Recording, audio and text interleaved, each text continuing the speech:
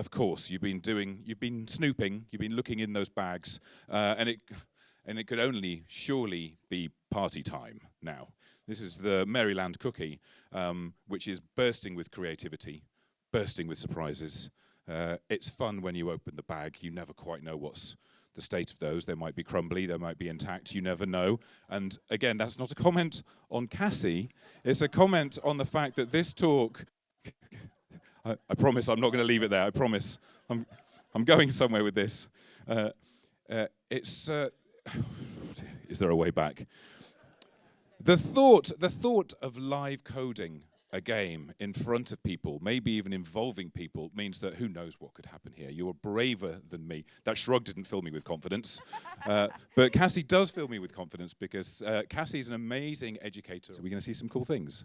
Hopefully some cool things. Are you ready to give a big welcome to Cassie? Are you ready? Okay, let's go for it. Make a welcome. It's Cassie Evans! It's me! Hello, everyone. It's me, the crumbly biscuit. I think we're showing the wrong... No, we are showing the right thing. Excellent. Good start. Before we start, gosh, this is a big screen. Motion warning. There will be some motion, so if that makes you dizzy or sick, you can leave. That's fine. I wouldn't judge you. Get your phones out. There's going to be a little QR code later on. Don't go on your phones, though. Just get them out, but restrain yourselves. And content warning for Trello tickets. So hi, I'm Cassie, as I just got introduced. I work on a JavaScript animation library called GSAP. It's framework agnostic, so you can kind of carry it anywhere. And yeah, you can just kind of sprinkle it on top of HTML and CSS, just nice, lovely JavaScript. It's been around for a really long time through a lot of various iterations. Longer than that even. Who's been around since the Flash days? That's a lot of people. It's good that we've got nice, comfortable seats for our aging backs. So maybe you used or saw GSAP back when it was a tweening library for ActionScript. I really love Wayback Machine. It's really fun to get a glimpse into the past. I think this was a fun one. The HTML versus Flash topic has become far too divisive. HTML5 is an evolving standard that promises some exciting capabilities, but is most definitely not a Flash killer. Didn't age particularly well. Deadlines are looming. You've got to deliver a Swift that looks amazing. You get the idea. We've been around for a very long time. Anyway, I do a little bit of everything at GSAP because it's just 3 of us on the team. But most of my days are spent helping people with animation challenges, bugs, writing documentation, and putting together demos to show people how to animate anything from CSS properties to SVG to WebGL shaders, like in Jake's talk, and Canvas. So when I got asked to do a talk, I was like, great, I've got an abundance of material. I've got loads of fun demos, loads of fun animation bits to talk about. But talks are kind of more than just code snippets. You need a kind of narrative structure to pull together a talk. So I sat down and tried to think of something. And I had nothing. So I did what I assume most of us do when we hit this sort of situation. And I procrastinated. Hooray! So I sat down and I played my favorite game at the time, Dave the Diver. Has anyone played Dave the Diver? It's great. So you get to be this little chubby diving lad and you float around in the sea and you go fishing and you catch fish for your sushi restaurant. And it was while I was being Dave the Diver, just kind of pootling around the trench, that I realized that this is kind of the same as a talk, really. It's a narrative structure and a bunch of animations bunch of animations tied together with a narrative structure. That was what I was trying to do. So I don't think anyone would really mind if I just made a game instead of a talk. So that's what I did. I made a game instead of a talk. And this is it. I didn't say it was a good game. But yeah, so this is the start of my game. We've got a little character here, and you can move the character around with the arrows, and you can jump up on things, and you can jump off things. Excellent.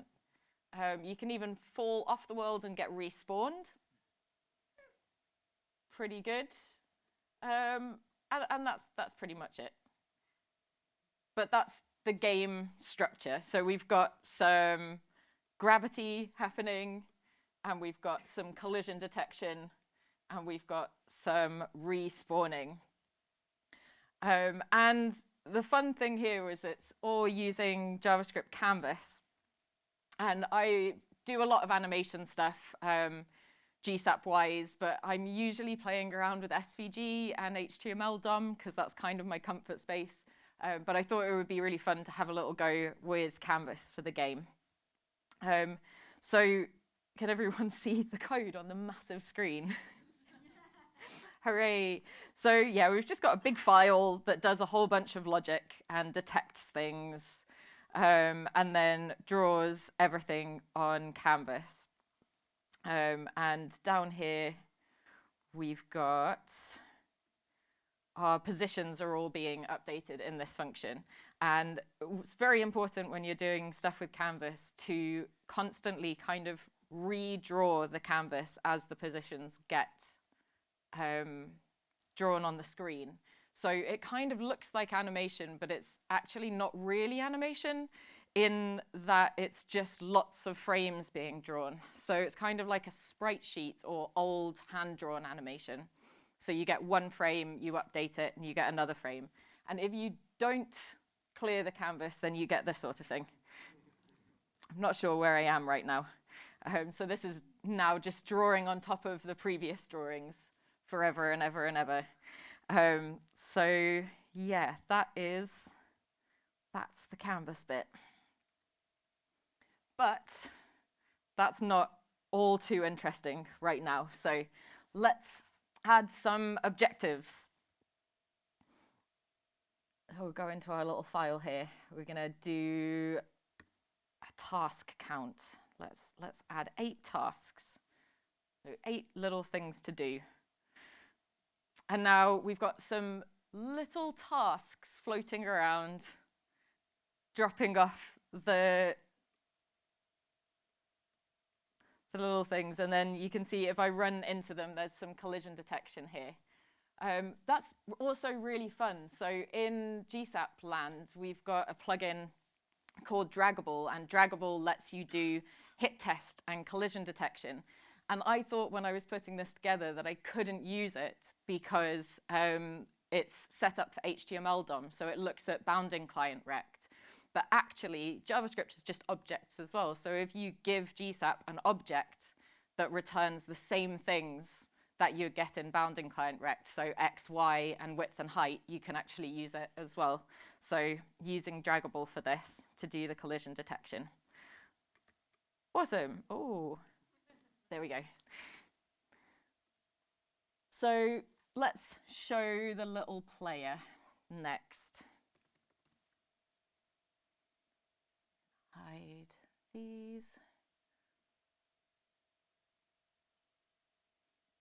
So it's me. We got a little person. Hooray. So it looks like there's an animation happening here, but actually it's just swapping between images, like when I'm moving the arrows from left to right. So there's not actually any animation. So let's change this. Let's add a little bit of animation to our player.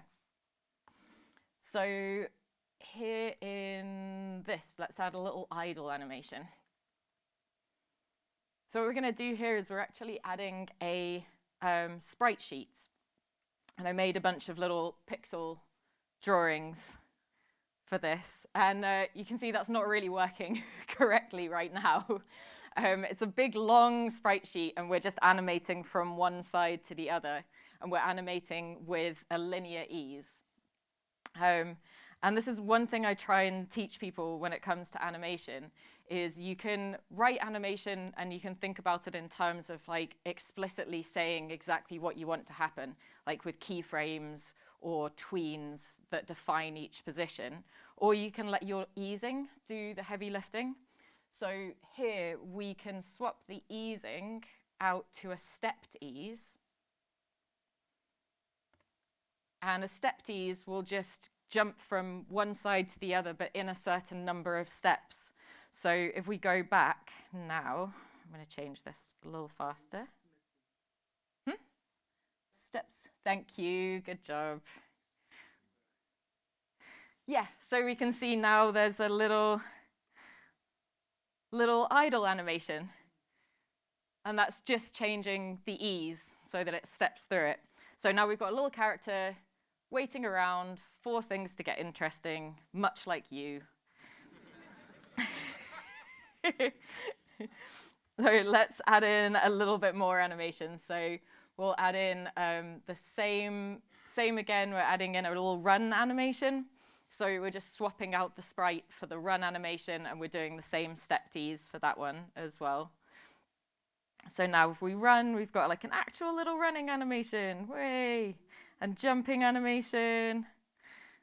I mean, that's good enough. I could just, got ADHD, I could play with that all day. Excellent stuff. So let's set the other sprites to visible as well. So let's go back into our file. Show the other sprites. We'll go back to our little game. Hooray! So it's a little person in their office. We've gone back to work, and they've got a lot of work to do. The screen's so big, you need like a ladder to get to the whiteboard. And we can jump up on these little desks. And we can run around. And that's the lot. Oh, dead again. So let's add back in our little tasks again. So we'll add in 8 tasks. This time we can actually see them. So we've got some Trello tickets that we have to knock off by the end of the day. And we can kill them by jumping on them. Let's boop. Excellent. Okay, so we've killed our Trello, but it's still kind of kicking around there. It's just stopped moving. We killed the animation, but it's not really like a fun way to get rid of a Trello. So let's go into the Trello tickets file, and we'll add in a little animation here. So here we've got 3. Whoa, that was fun. Here we've got 3 different GSAP tweens. So these are 3 separate little animations. We've got one for the rotation and one for the opacity. And then this one, I got to play around with another plugin that I really love. This is a physics plugin. So you can, rather than animating to a specific value, you get to pass in some fun things like velocity and angle and gravity, and then GSAP just kind of does the fun stuff. And this as well, this is shorthand that we have utilities in GSAP that do different things like mapping ranges or giving you random numbers. And that's a shorthand for one of the utilities. So this first one is saying, give us a random number between 400 and 800. And then this one, we're passing in an array of 2 values. So it's saying, pick one of those 2. And the array form, it's really nice if you want to do randomness, but have a bit of control over your randomness. Because often true randomness isn't exactly what you want. You often want like a little bit more control over it. So we've got this little animation now. Let's go back to our game. And excellent. And you can see they're flying off in different directions because of the random values that we set. And we can change this, like let's do 2,000 and 4,000, and we'll give that a go. Sorry, I keep sliding off the wrong way. Way!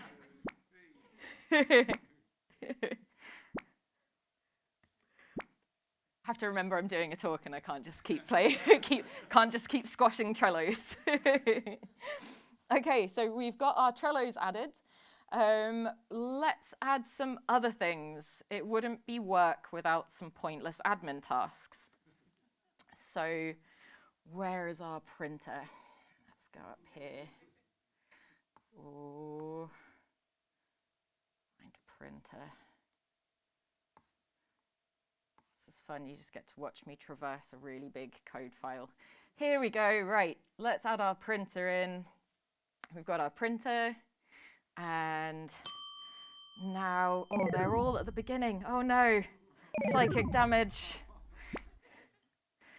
Right, we've got our printer, so we want to do some pointless admin tasks. If we jump on the printer, we get admin fatigue, and it's printing out some little papers. But we haven't animated them yet, so they're just kind of sitting there. So let's animate our little papers. We're going to do something similar to the Trello animations. So we're going to use the same Physics 2D plugin. We're going to do a little random angle, and then velocity. And then when the animation's complete, we're just going to get rid of the papers out of the DOM, out of the canvas. So now, if we go, oh, it's dangerous. Oh dear. Okay. Excellent. Hooray. Let's have a little look at gravity this time. So the gravity value, if you've got less gravity, then the elements will have more hang time in the air, basically like they're in space. And higher gravity, they'll obviously like sink down a lot faster. So if we change that gravity to 200, and we go back, whoop. You can see they kind of like float away really slowly like they're in space, which is quite fun, but not really very lifelike. So we'll change that back, maybe make it like 600. All right, so we've got admin tasks, we've got some little enemies, Trello tickets that we have to get rid of. What should we do next? Oh, we should probably add some stats. So we need to be able to keep track of our energy levels and stuff. So now, great, we've got energy levels, we've got some work, we've got some tickets. And now if we run into the Trello tickets, we lose some energy. We can complete work, but we also lose energy for completing work. It's handy. Sometimes the Trello tickets just walk off the edge of the world by themselves, which I wish they did that in real life. I suppose like that's like setting agents on them, isn't it? I guess. Right. So what should we do next? We are going to add in some little power-ups.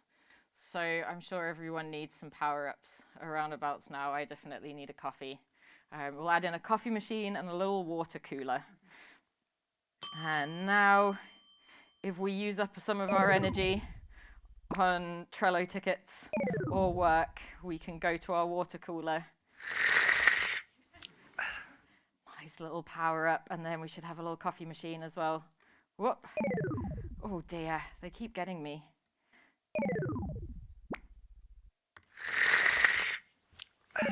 Excellent. Okay, so we can have coffee to power up. We've got our little enemies. I might just respawn. I give up. That was not a good round for me. But we need to decide on some more enemies and some more power-ups. So I told you to get your phones out. Let's do a little voting. So you can join at this QR code.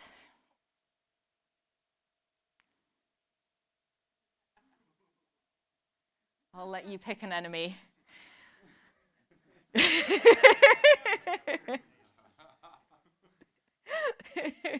It's been the same every time. I don't know why I bothered. I spent so much time coding up different ways that this game could go, and it's always been 100% AI as the enemy. There's a few people who are angry with GitHub. That's understandable.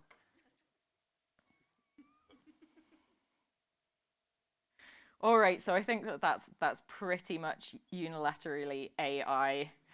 And then let's choose a power-up. If you wanted to complete your work faster, would you get an all-day hay ticket? Would you get unlimited Claude tokens? Or would you ask a friendly coworker for some advice? Oh, it's neck and neck.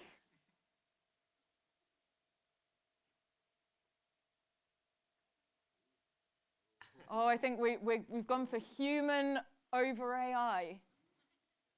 I'm going to call it's friendly coworker. Wonderful stuff. Okay, so we are going to add in AI as the enemy. Obviously. Let's go back to our little game. Oh, we've got a new character in the game. Your coworker has just discovered Claude Code. And he's unlocked unlimited technical debt.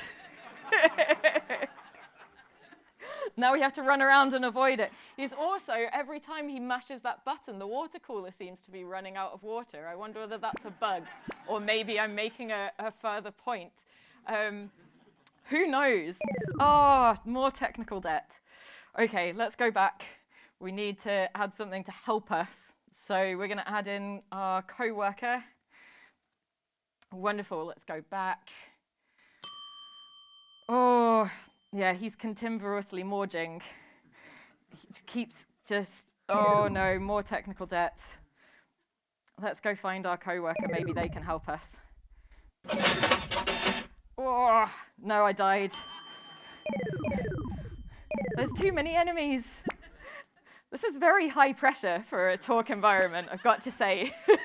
Trying to stay alive, trying to live code. Oh wait, here's our little coworker. Excellent. What advice will you give us? Use view transitions everywhere. A div is not a button. Don't use JavaScript. I recorded some samples. Learn CSS, you cowards. From people. Use view transitions everywhere. Did I just die while Jake was giving me advice? I think I did. Wonderful stuff. Okay, so we've got all of our bits in. It brings me to like probably my favorite bit of the game, which when I was trying to put all of this together, I wrote some very messy code to kind of switch between the different player states. So there's, you know, the drinking coffee one and the running one and the jumping one, and some of those states are meant to override other states. I think I wrote the logic a little bit badly, because unexpectedly, when you go to hand in work at the end of the day,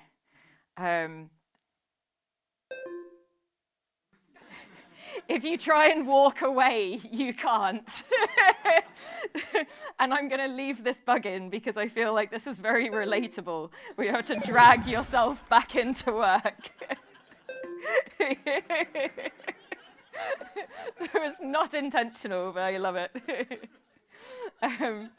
And then, yeah, just the last little bit. I'll add the intro in. So this is the whole game. You've got to go back to work. You have a lot of Trello tickets to catch up on. They've got out of control. And then I just set it up so that if you type, if you mash anything on your keyboard,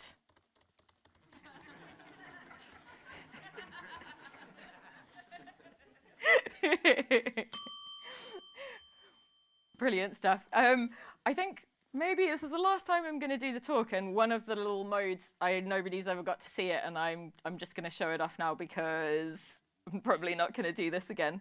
So unsurprisingly, nobody chose AI as the power-up. But if you had chosen AI as the power-up, oh, I still need to do this. Wait.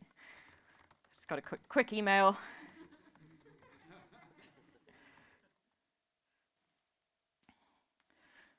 Oh, we've got a pump action slop gun now.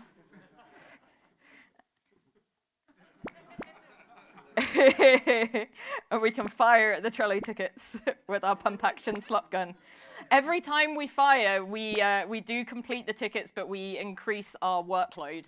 We get more pointless admin tasks every single time we use the slop gun. I'm sure all of us have a coworker who uses the slop gun a lot, and then you end up with more pointless admin tasks. But anyway, that's my game. I hope you enjoyed it. That's the lot.